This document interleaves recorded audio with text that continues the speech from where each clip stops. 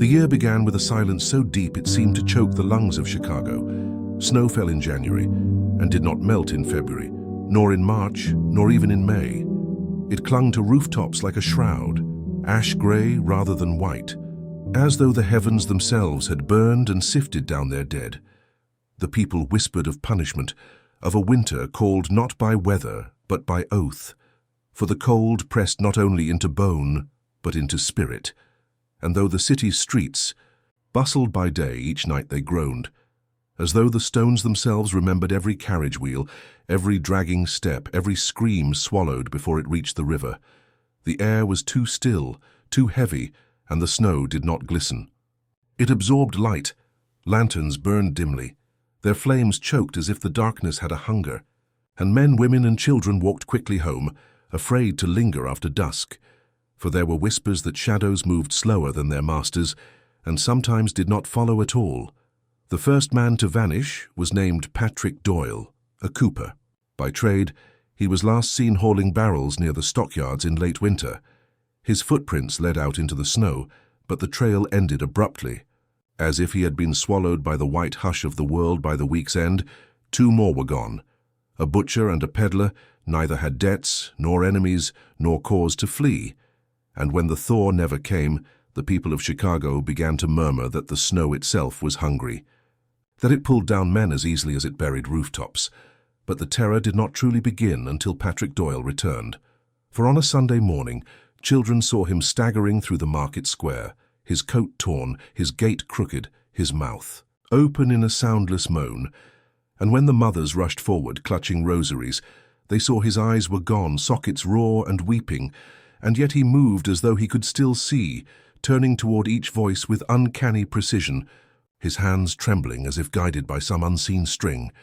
The priest demanded the man be taken inside, but the church doors refused to open.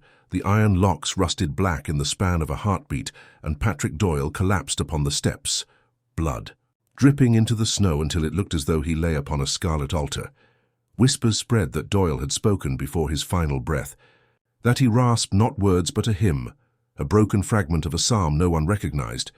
And when they buried him, the snow refused to cover his grave, leaving the earth bare, as if the ground itself would not take him one by one. More vanished. More returned eyeless, not all alive. Some slumped against walls, frozen in grotesque postures, others placed carefully, almost ceremonially, upon doorsteps, each with sockets hollow, each with faces warped by something that did not understand humanity, yet tried to imitate it in taverns.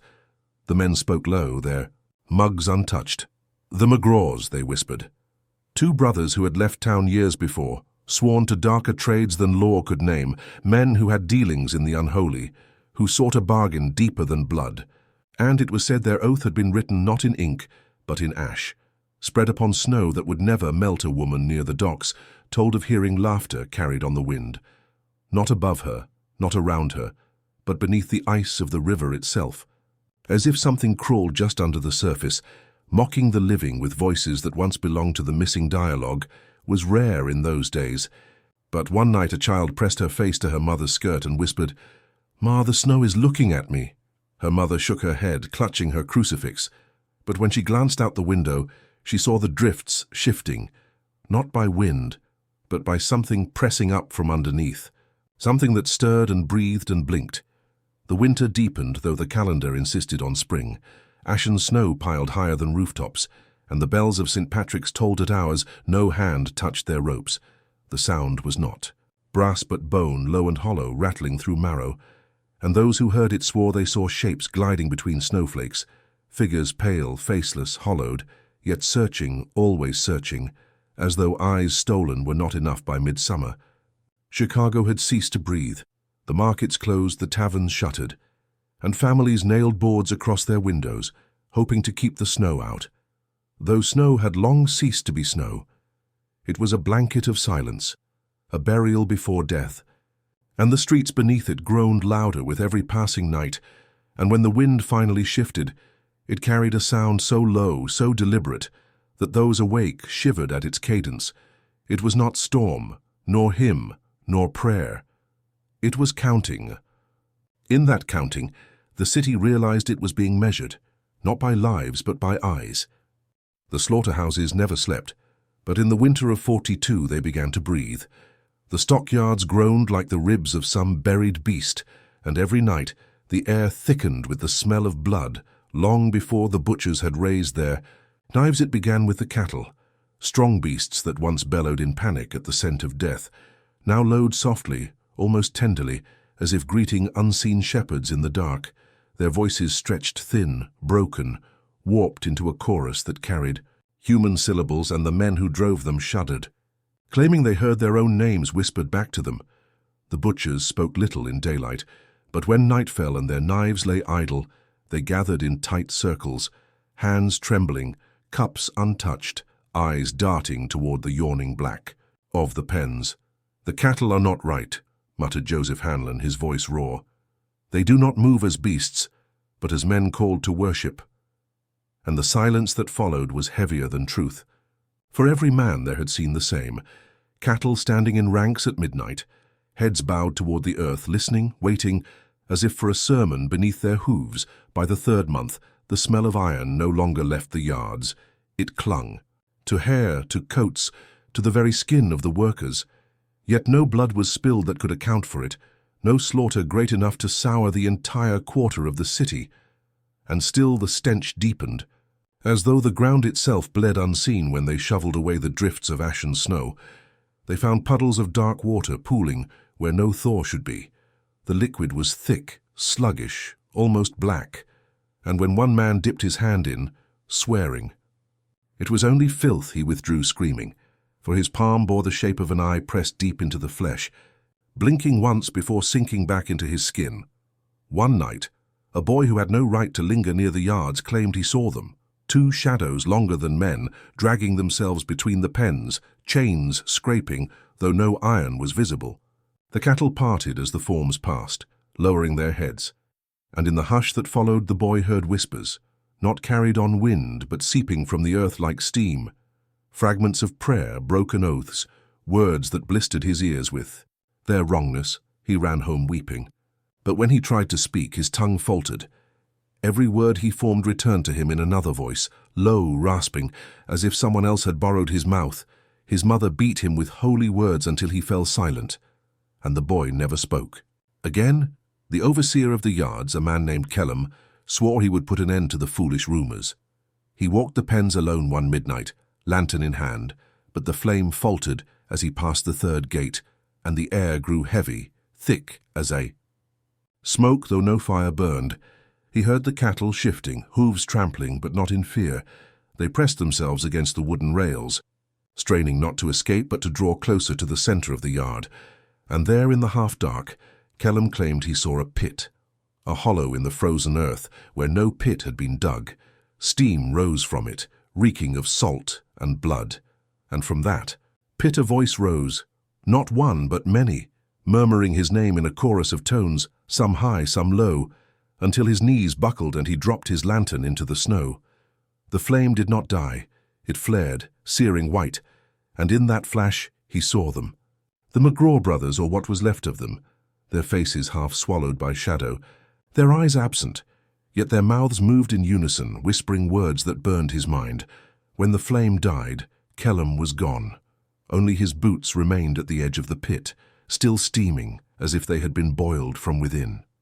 The men of the yard stopped speaking Kellum's name, for they claimed that when they spoke it, the cattle lifted their heads, eyes rolling white, as though the beasts themselves remembered him, and worse still, that sometimes, in the pitch of night, Kellum's boots could be heard walking the frozen ground, though no man walked in them.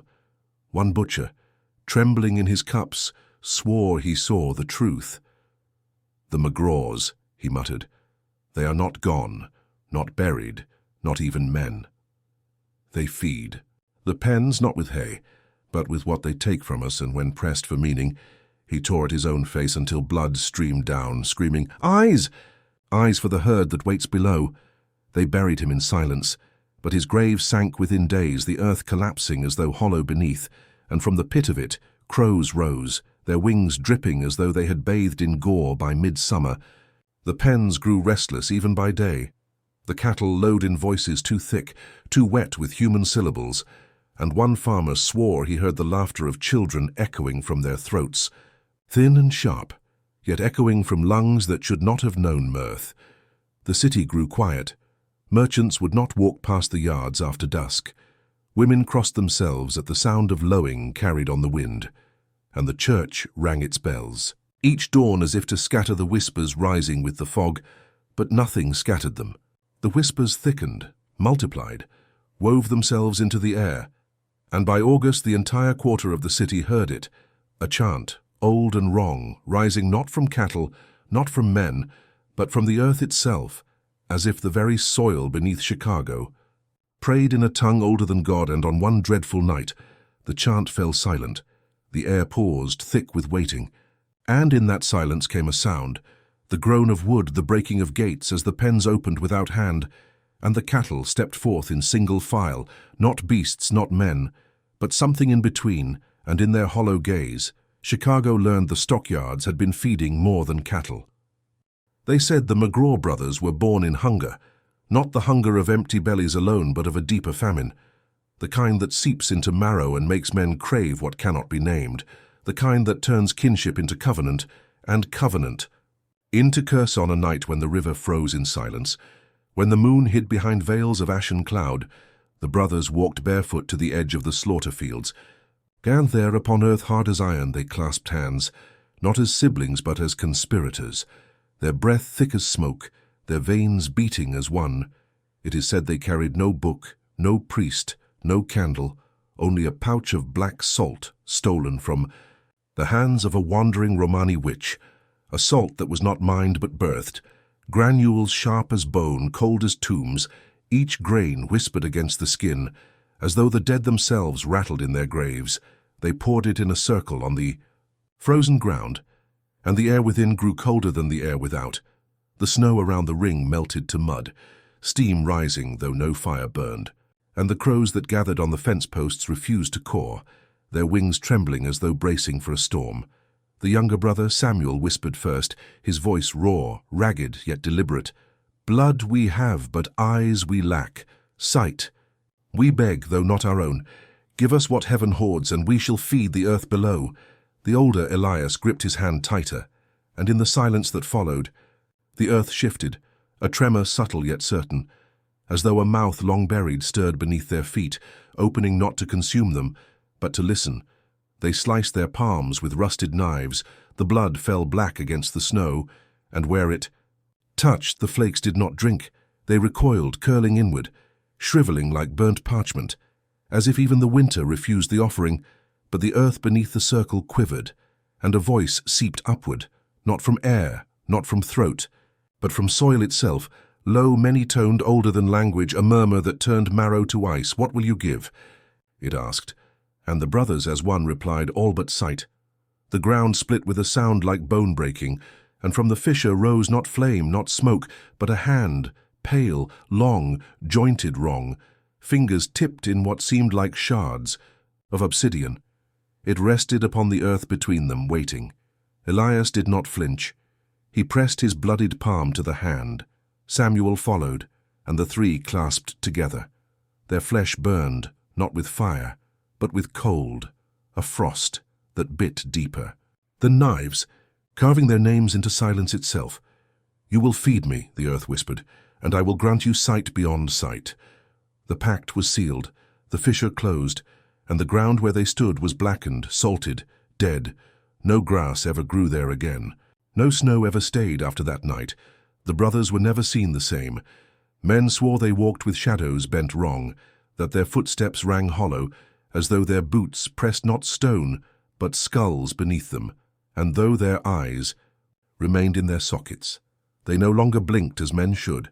They stared too long, too deep, as if gazing into things no living gaze could endure at taverns. Their voices carried differently, two tones braided together, Elias speaking low, Samuel high, yet always in unison, and men who heard them swore their own thoughts faltered, as though the brothers were not conversing, but commanding. A girl who spied them near the river claimed she saw the black salt still clinging to their boots, and that the earth shied from their steps, leaving shallow hollows that steamed though the night was bitter cold. She swore she heard them laugh. but it was. Not laughter as men know it. It was the sound of chains dragged over stone, the echo of iron striking bone one winter night.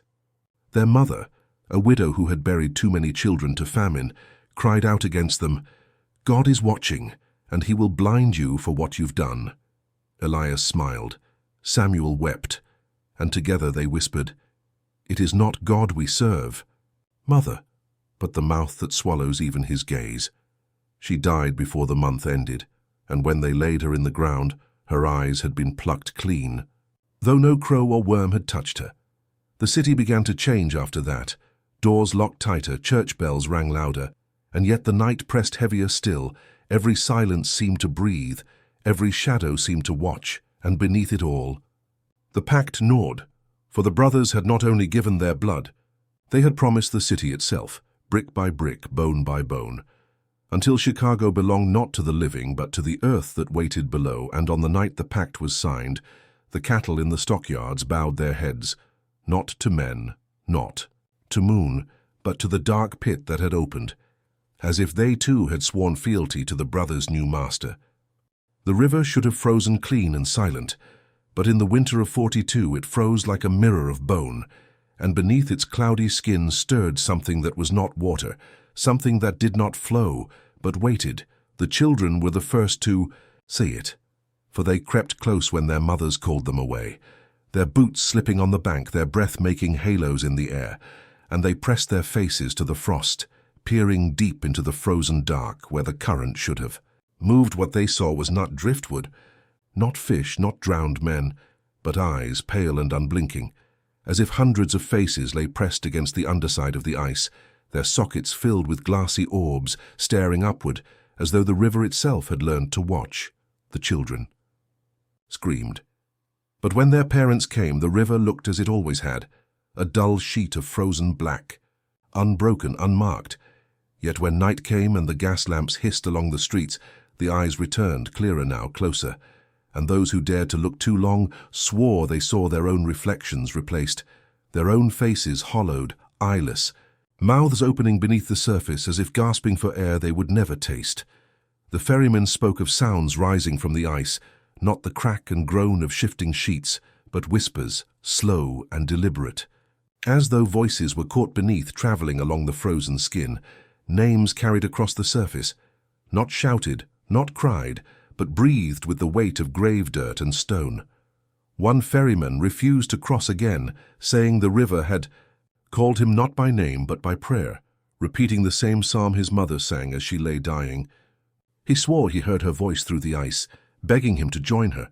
The others laughed, but none would look him in the eye, for they too had heard things, songs without singers, prayers without priests, and once a child's laughter where no child stood by February. The ice grew stranger still. Clouded patches spread across its surface like cataracts, and beneath them the eyes multiplied layer upon layer, as though the drowned were breeding in silence, pushing upward against the ice, waiting for it to crack. One fisherman, drunk and desperate, hacked at the ice with his oar, swearing he would prove the folly of the whispers. The ice split, water surged, and he fell screaming into the current.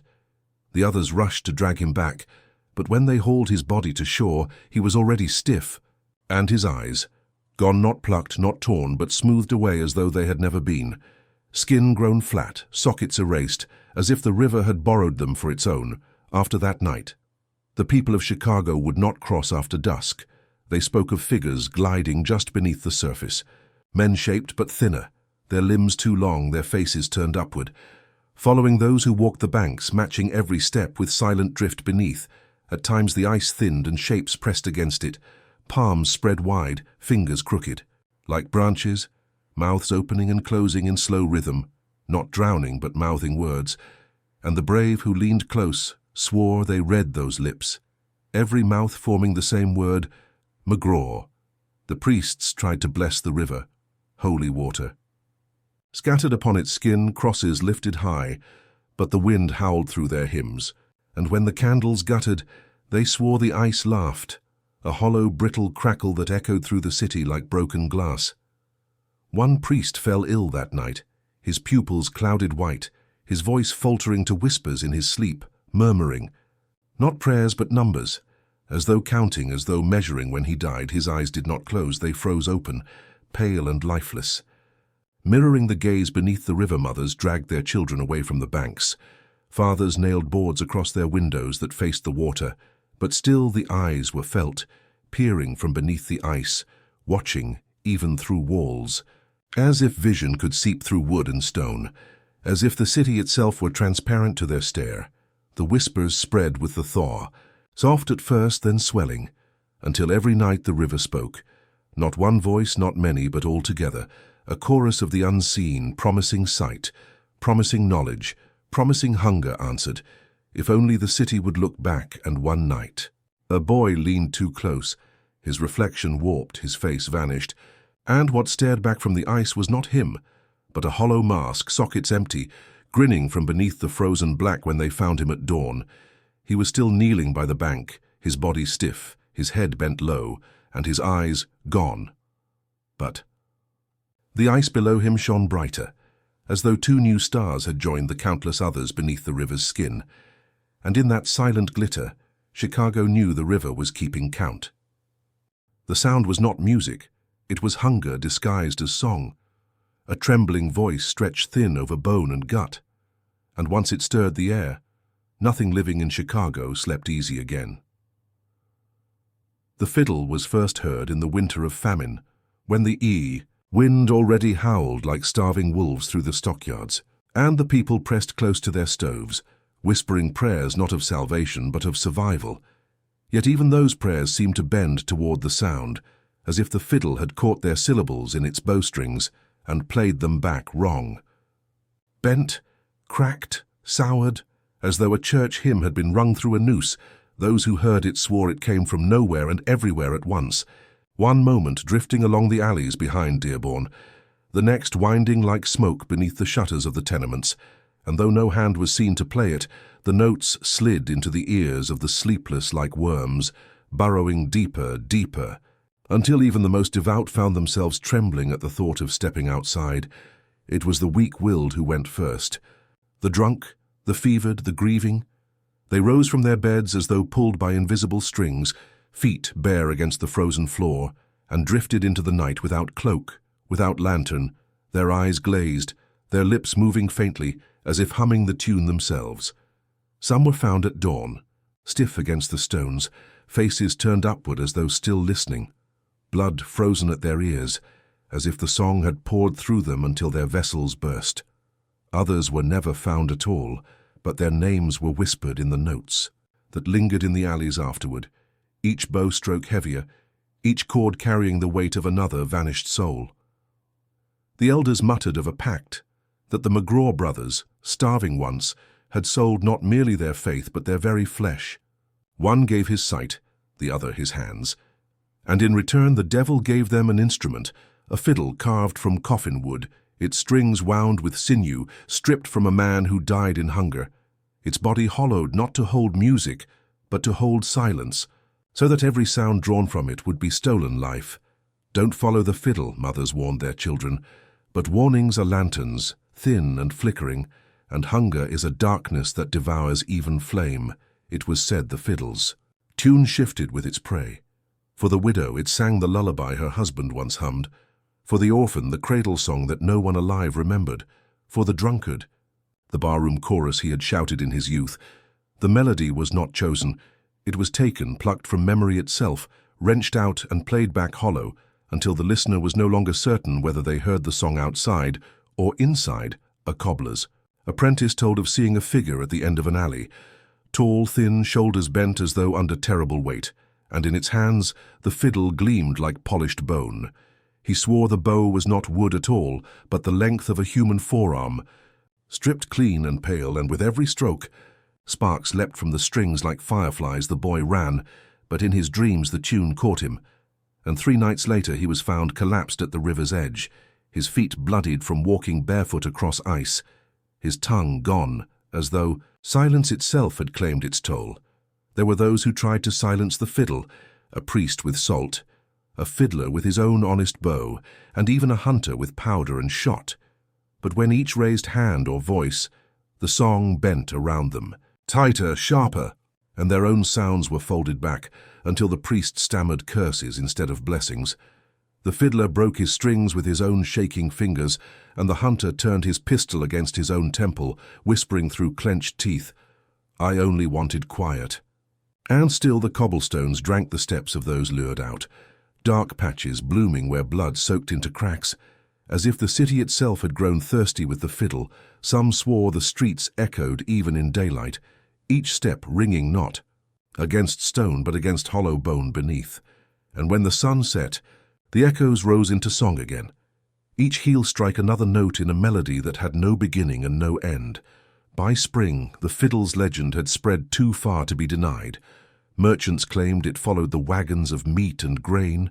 Laborers swore they heard it beneath the roar of machinery, and one old woman said the tune had braided itself into her hair, so that when she combed it, the strands hummed like strings pulled too tight.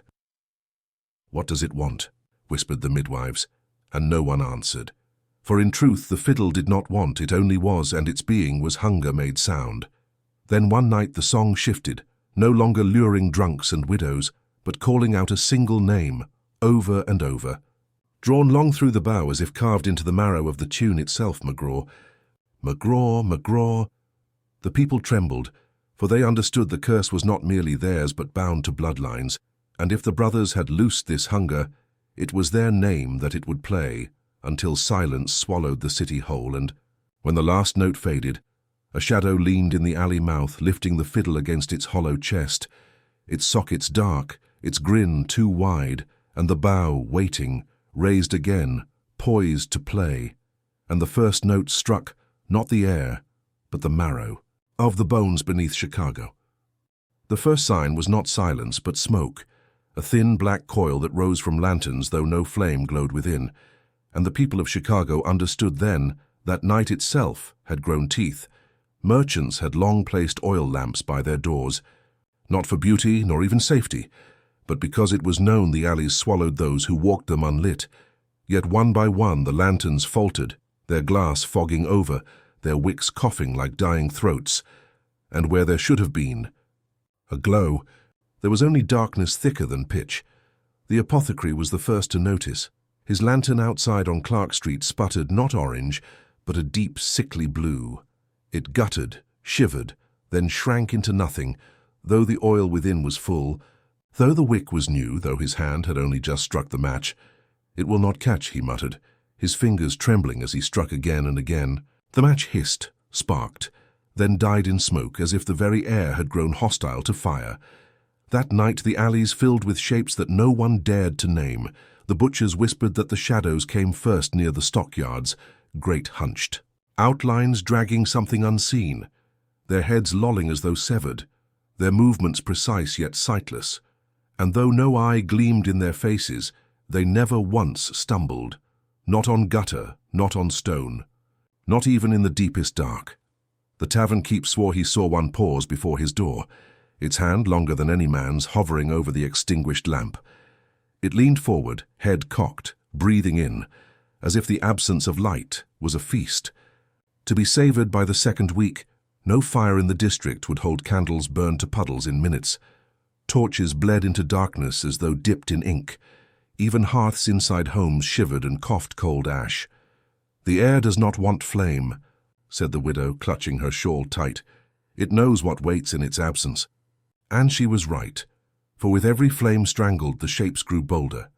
At first glimpsed only at the edges of sight, a slip of motion, a drag across cobblestone, a breath in the fog. But soon they moved openly, stalking between shuttered shops, climbing walls like ivy, their forms folding into the black as easily as ink into water.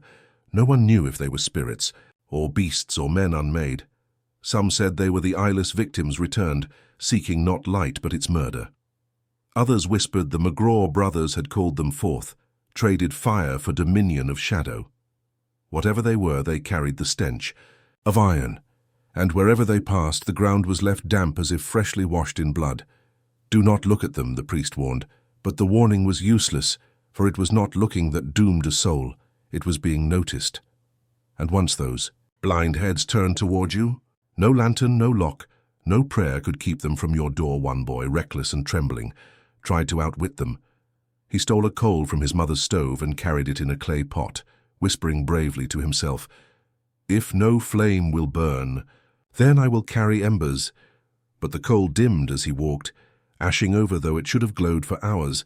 By the time he reached the corner of Wells Street, the pot was empty, and what waited there in the dark whispered his name back to him 3 times, in a voice that was not voice at all but the sound of something wet sliding across stone. The boy was never seen again. But the next morning, his mother found his pot at the threshold. The clay cracked, the inside lined with something that was not ash, but the crumbled dust of bone merchants stopped setting out lamps, not from surrender but from fear. For each time the flame died, something closer moved into the circle of dark. And no man wanted to watch his own lantern betray him. Instead they scratched strange marks into their doors, charcoal sigils, circles of salt, knotted cords of horsehair, each one desperate, borrowed from old countries and forgotten prayers. Yet none of it mattered.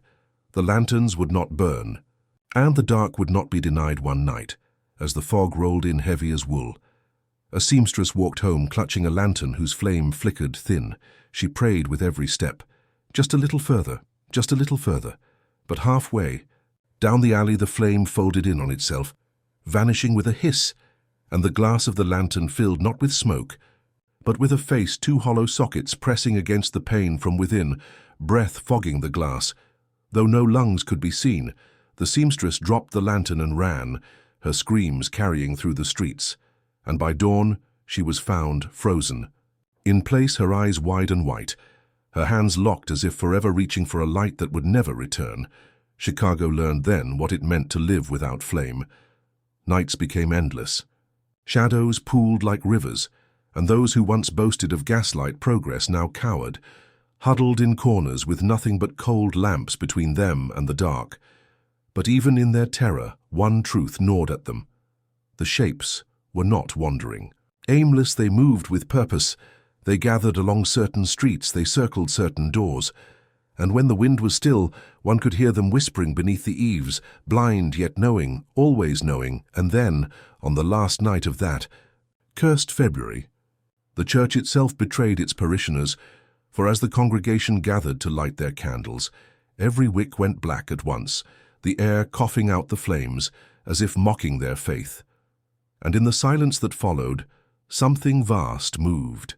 Down the aisle, its shadow longer than the pews, its head brushing the rafters, its hands grazing each shoulder it passed, blind, but never lost.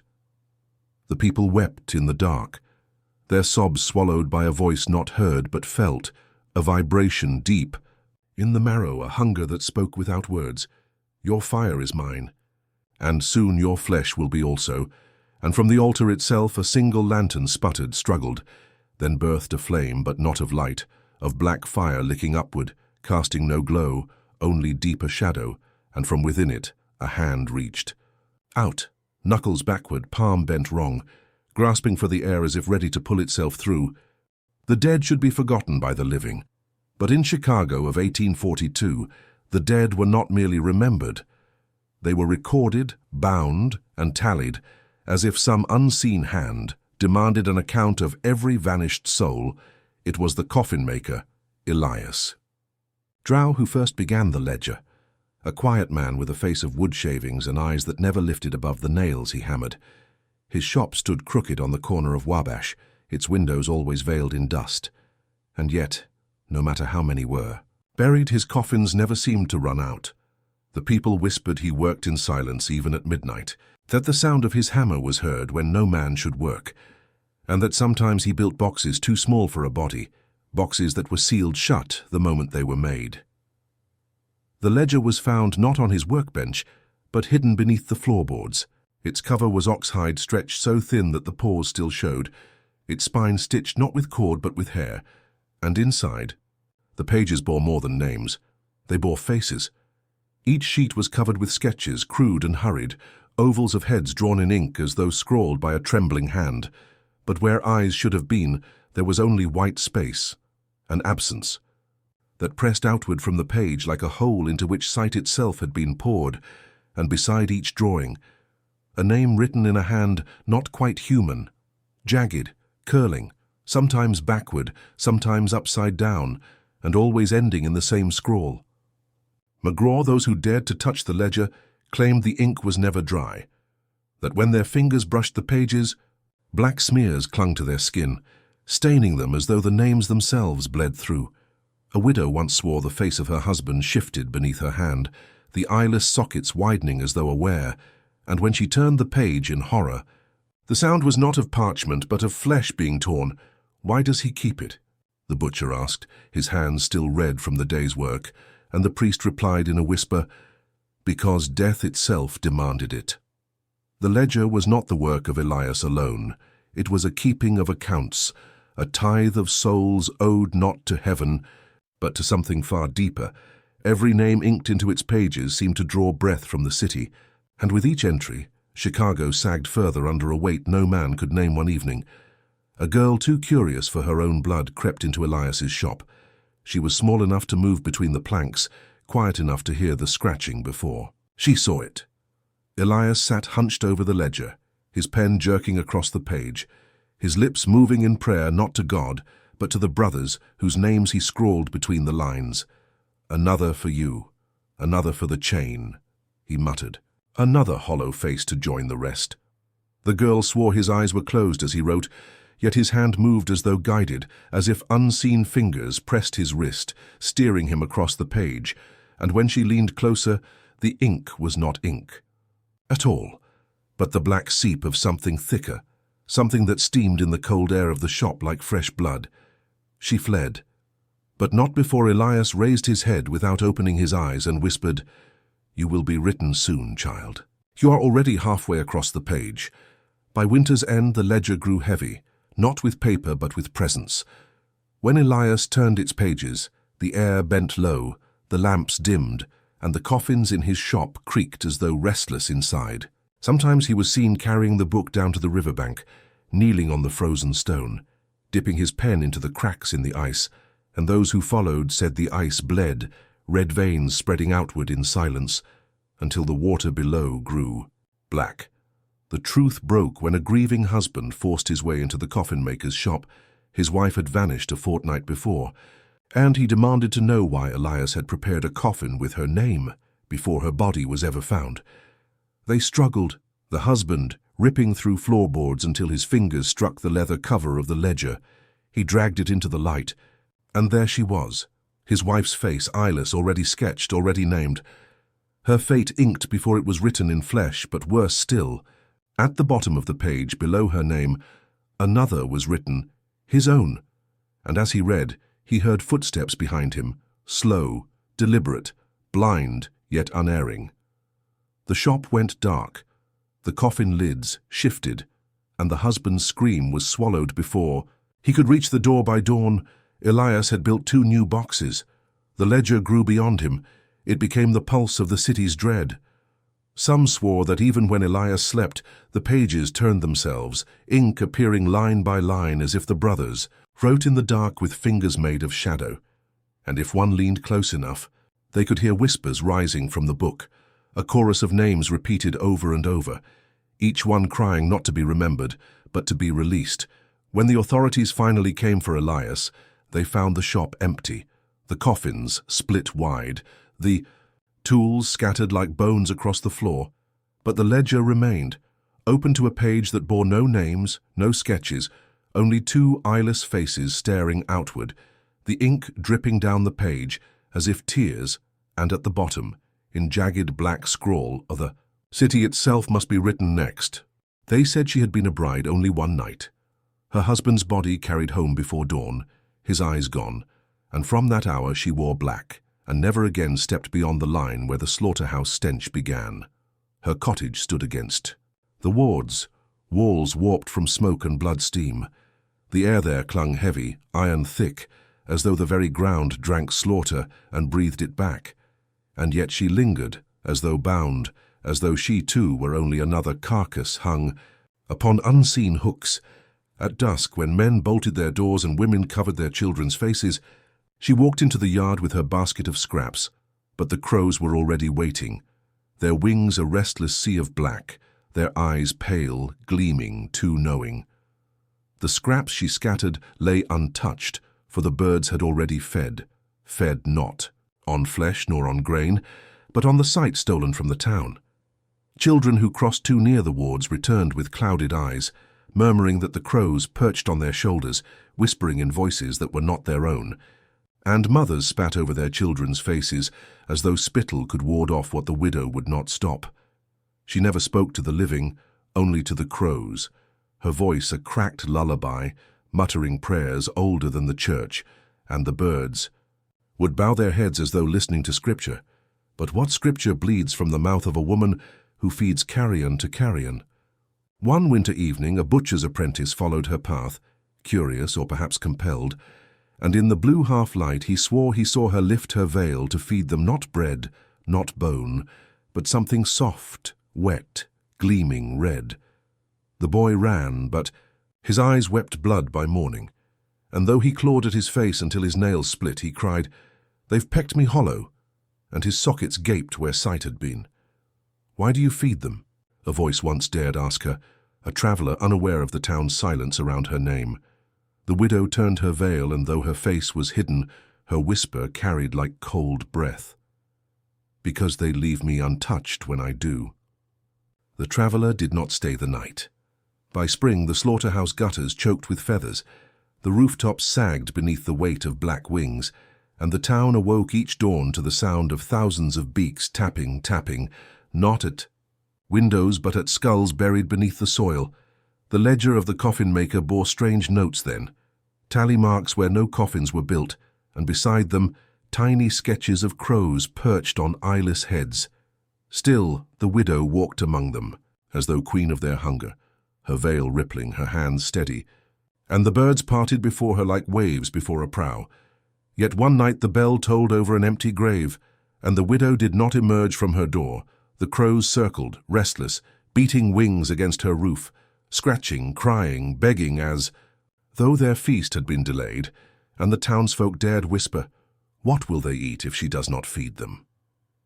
The next dawn the widow's cottage stood silent, but her basket lay overturned at the threshold, empty, save for a single glistening eye, still wet, still rolling, staring skyward. The crows fell upon it in a frenzy, tearing it apart with shrieks, and as they devoured, their pale gaze spread like plague, settling into the sockets of every watcher at the edge of the wards. And though the townsfolk fled, they carried the gaze with them, their reflections in glass and water showing, not their own eyes, but the widow's veil lifted at last, and beneath it nothing but a hollow smile of feathers. The bells began before dawn, deep tolls rolling over the river mist like the voice of some ancient throat, yet no hand was on the rope, and no figure was seen in the high window of the belfry. Still they rang, deliberate and slow, as though each note carried the weight of soil being shoveled onto a coffin. The villagers stirred from their beds uneasy, for the bell was never rung without cause. It called for fire, or death, or gathering, and though no flames licked the horizon, the people stepped into the narrow lanes, drawn toward the churchyard by a dread they could not resist. The churchyard soil had not been disturbed in weeks, but one plot trembled as if something stirred below. A grave with no coffin, freshly dug and quickly forgotten, its purpose never spoken aloud. The earth shifted like breath in the chest of a sleeping beast, and as the bells groaned again, the key. Tremor grew into a pulse. The very ground seemed to echo the sound as if in answer. "Who is buried there?" one whispered, though no name was given. "The grave is empty," came the reply, hollow as the tolling overhead. And then, between the tolls, there came a sound that did not belong to the bell, a muffled laugh, guttural, rolling up through the soil like a secret never meant to be heard. It made the children clutch their mothers' skirts and the men avert their eyes. The priest, pale and trembling, pressed his hand to the Bible he carried, but his voice shook when he whispered, "There should be no sound beneath a grave unless the grave itself remembers." No one dared step closer, though the frost on the grass seemed to creep toward their feet like spreading veins. The air grew heavy, refusing the first light of morning, and the bell continued its toll, though the rope swung motionless in the tower above. A crow landed on the church roof, black feathers glistening with mist. It cocked its head as though listening not to the bells, but to the thing answering below, and when it cawed, the sound seemed to mock the priest's trembling prayers. The ledger of the coffin-maker, hidden in the vestry, spoke of one grave never filled, a plot kept ready for a man who had not yet died.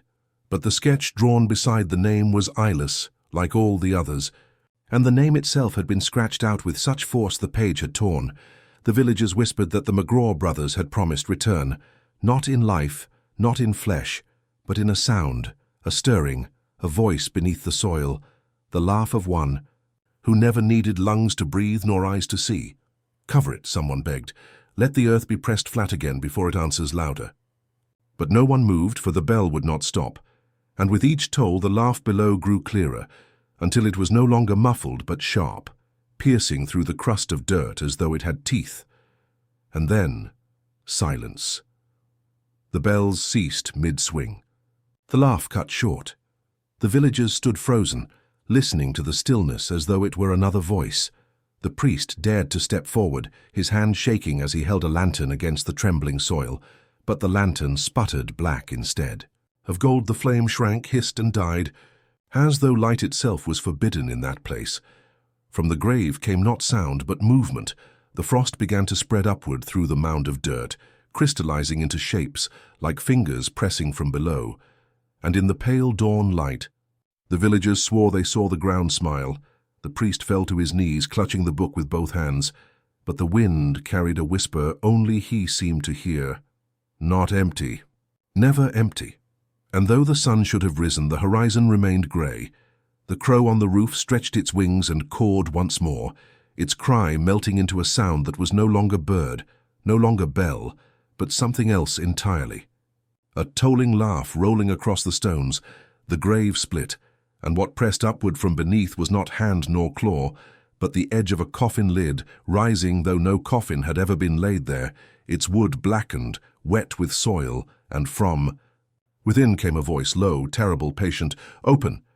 The night was heavy with soot and silence, a silence not of peace but of dread, as though the city itself held its breath while something unspeakable prepared to feed.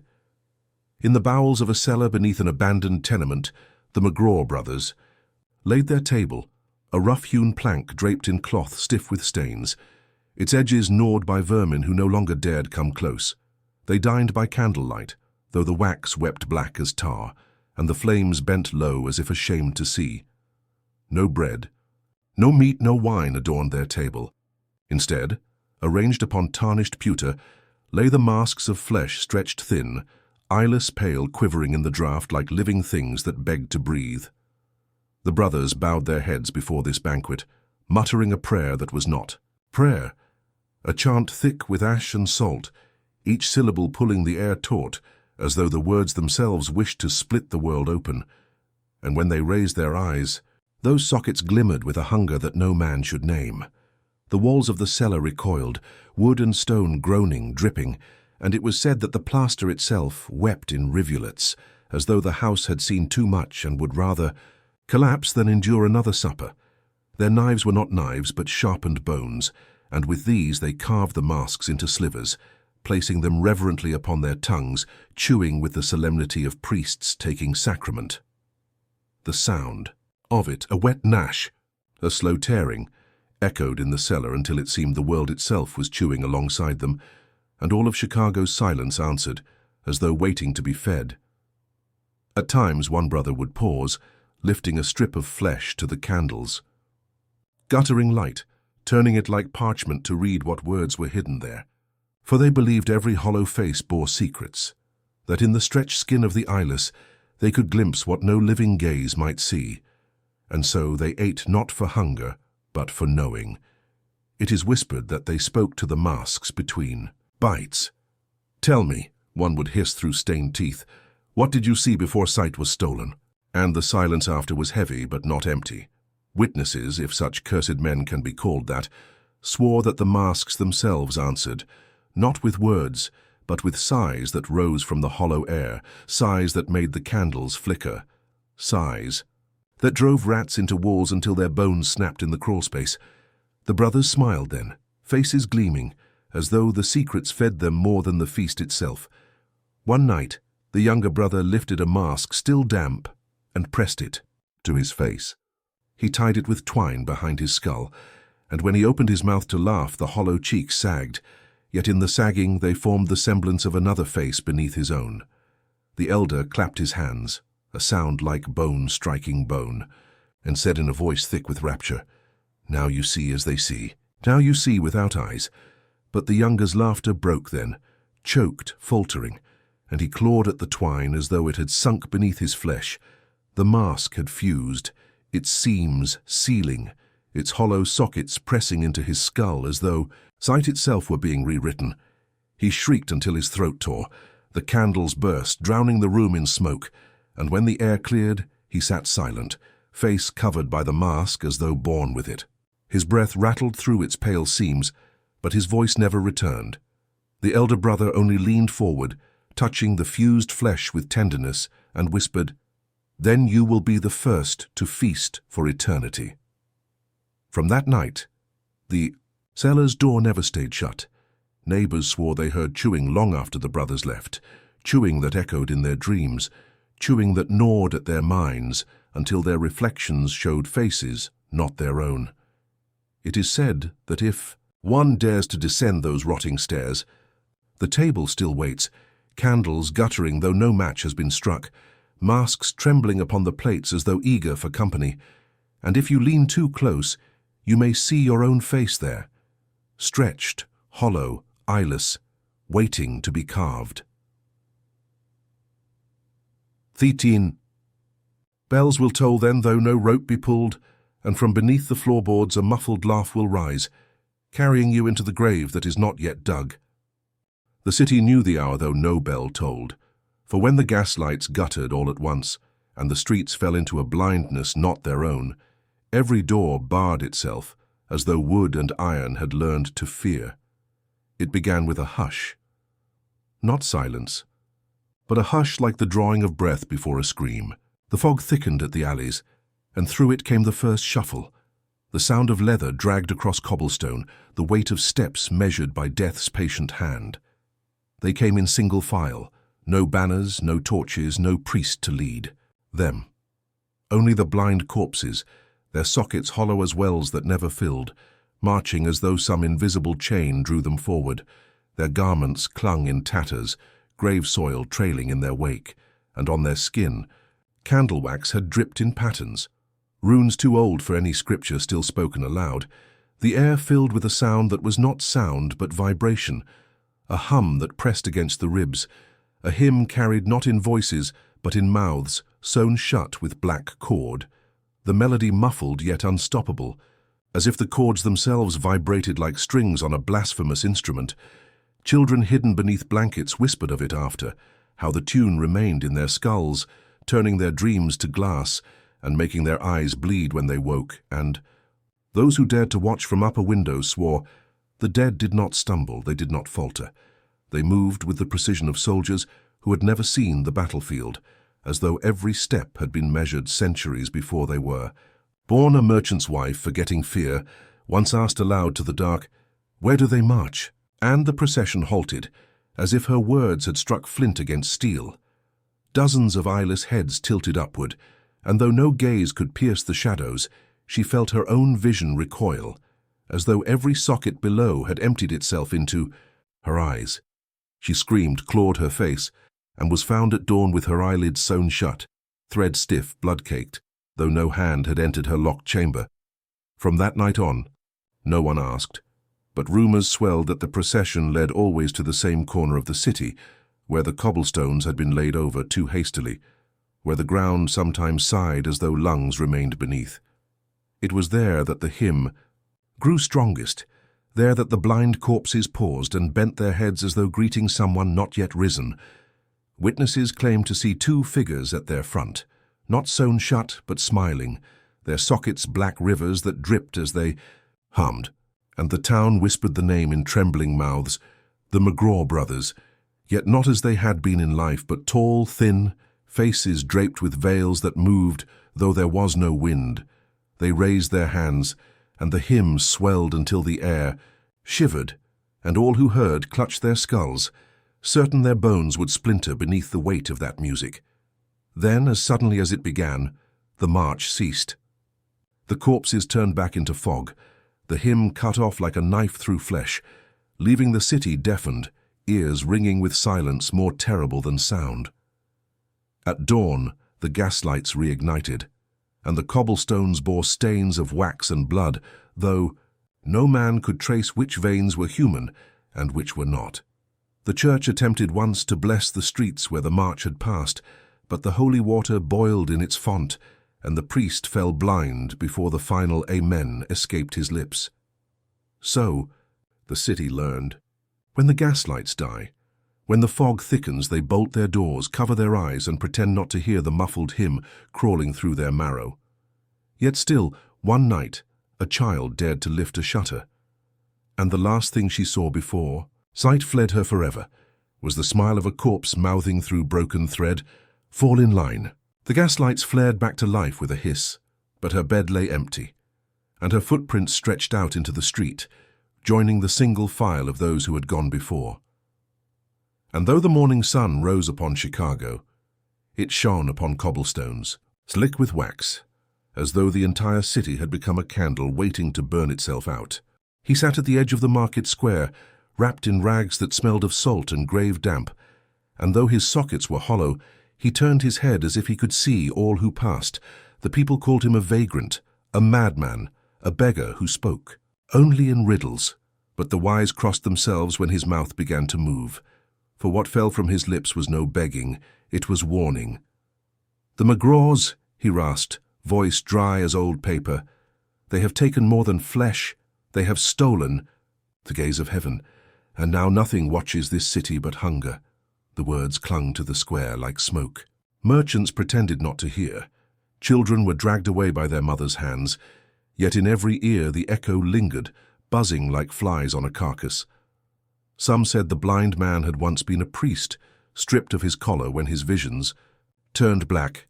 Others swore he was among the first to look upon the McGraw Brothers' feast, and that his eyes had not been stolen but surrendered, a tithe paid willingly to keep his tongue.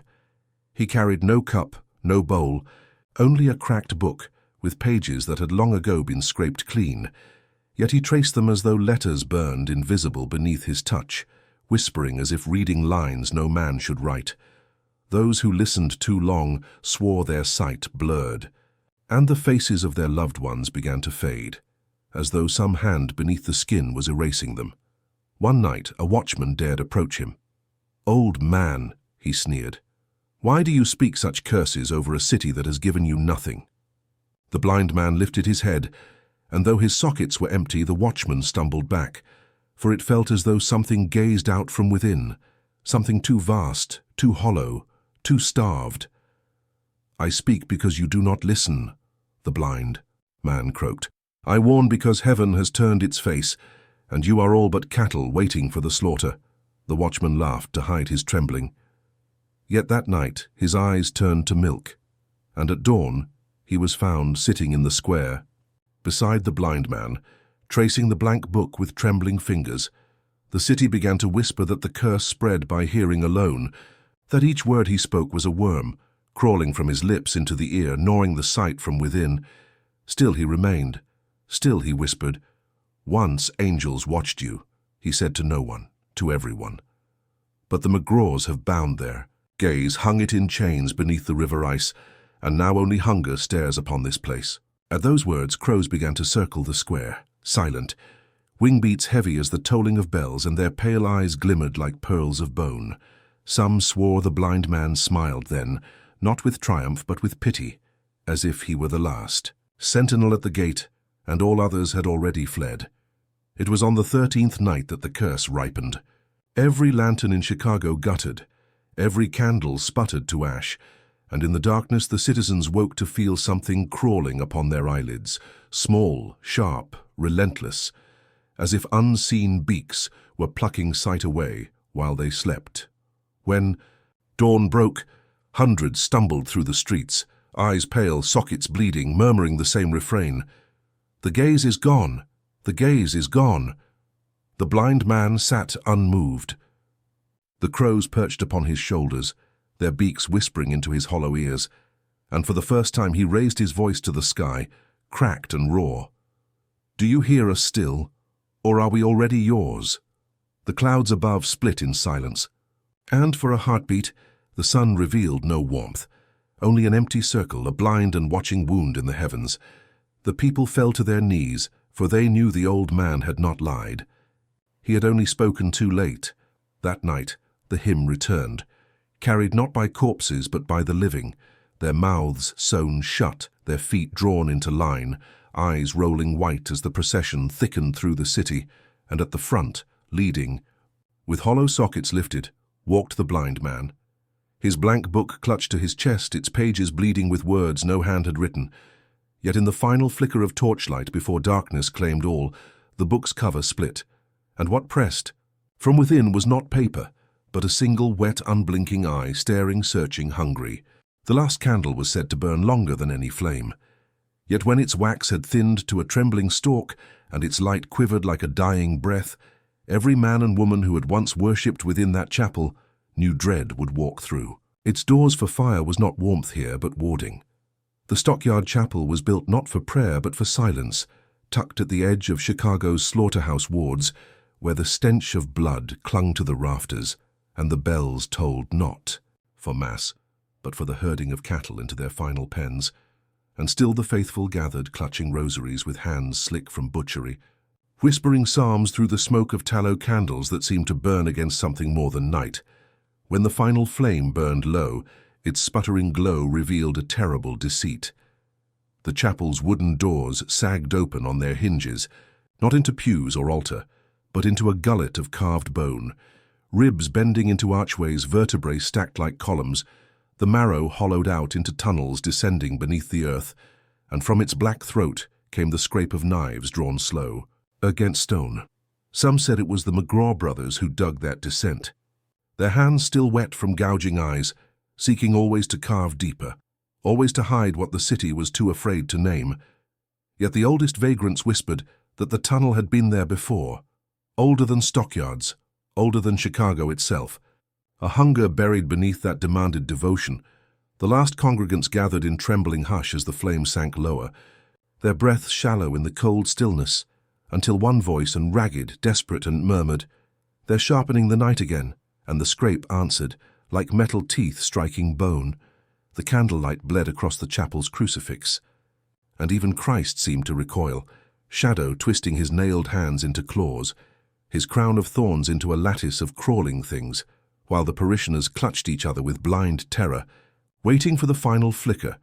When the wick snapped and the flame went out, the scrape became a song, blades drawn in unison, rhythm pulsing like heartbeats beneath the soil, and with it rose a breath of air so foul, so wet with rot, that it carried the memory of every slaughter ever done in that district.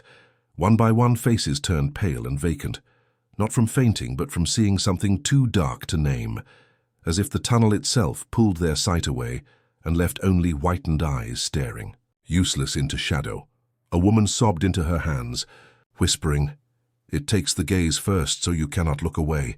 And indeed, though the chapel doors gaped wide, though the tunnel yawned like a wound, none who stood there could step back, for their feet were shackled not by chains, but by dread itself, by the knowledge that the last candle had promised protection, and now protection had gone dark. The sound of knives gave way to dragging, something immense shifting against stone, something that scraped not with steel but with bone, as though the very walls of the tunnel were pulling themselves closer, reshaping the chapel into a throat preparing to swallow.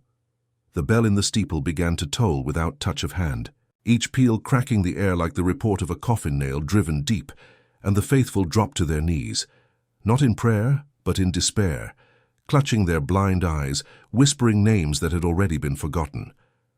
The floorboards shuddered, as though cattle were being driven through the nave, hooves hammering in panic though no beast stood there, and in the dark, the parishioners swore they felt wet muzzles pressing against their palms, pleading for escape, only to be dragged back toward that bone tunnel by invisible ropes. Then a voice, not man, not woman, but something hollow, like lungs filled with dust, rose from beneath, chanting in a cadence older than scripture. Flame. Is debt. Debt is flesh. Flesh is sight, and sight is mine. The walls of the chapel bent inward, timbers groaning like ribs cracking open, and from the tunnel's depths came the first face. A mask of pale flesh stretched too tight, eyeless, lipless, teeth clacking in hunger, though no jaw moved, carried not by a body, but by shadow that slithered like smoke. The congregation fell, back against pews shrieking in silence, for no sound left their throats though mouths gaped wide, their screams swallowed before they were born, devoured by the same unseen knives that scraped in the dark, and still the bell tolled. Heavier now, as though wrung by hands made of bone, each peal striking the heart like a hammer, each note binding them tighter to the chapel's black moor. At last, the final candle's wax collapsed in on itself, and in the instant of perfect dark, the tunnel exhaled, and the chapel was no longer wood and stone, but cartilage and marrow, the air damp with the pulse of something alive, as if every prayer whispered there had fattened it, and now it stirred to collect its due. The doors groaned wider, revealing not a descent, but a procession. Pale figures walking upward from the depths, their faces smooth and hollow, no mouths, no eyes, yet each carrying a knife that gleamed though no flame remained. They marched into the chapel in silence, the scrape of their blades the only hymn, and when the bell tolled once more, its sound did not fade upward into the sky, but downward, echoing into the bone corridors below, where countless more footsteps answered.